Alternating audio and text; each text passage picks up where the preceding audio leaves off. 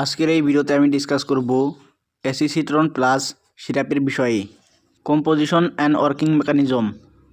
Number 1, potassium citrate প্রস্রাবকে কম acidic বা বেশি অ্যালকালাইন করে, ফলে কিডনি স্টোন তৈরির ঝুঁকি কমে।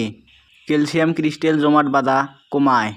নাম্বার 2, ম্যাগনেসিয়াম সিট্রেট ক্যালসিয়ামের সাথে যুক্ত হয়ে স্টোন ফর্মেশন কম করতে সাহায্য করে। কিডনি স্টোন পুনরায় হওয়ার ঝুঁকি কমাতে সাহায্য করে। ইউজেস: কিডনি স্টোন, বিশেষ করে ক্যালসিয়াম স্টোন প্রতিরোধে এই সিরাপ ব্যবহার করা হয়। প্রস্রাবে সিট্রেটের ঘাটতি পূরণ করতে এই সিরাপ ব্যবহার করা হয়।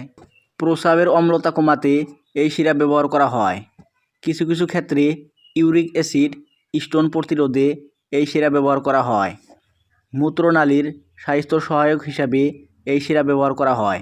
চাইল্ড ডোজ: শিশুদের ক্ষেত্রে বয়স, ওজন ও রোগ অনুযায়ী ডোজ পরিবর্তন হতে পারে, তাই শিশুদের ক্ষেত্রে ডক্টরের পরামর্শ অনুযায়ী ডোজ নির্ধারণ করা দরকার।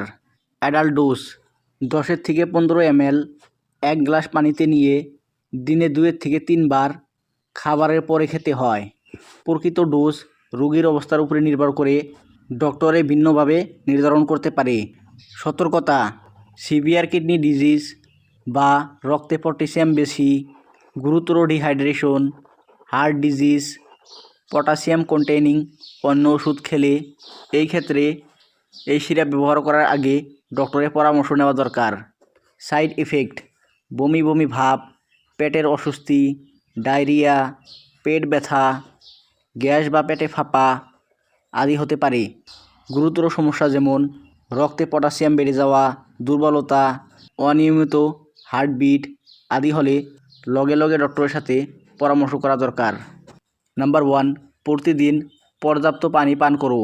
নাম্বার 2, অতিরিক্ত লবণ কম করো। ইম্পর্টেন্ট নোট: এসিসিট্রন প্লাস সিরাপ কিডনি স্টোন গলিয়ে দেয় না।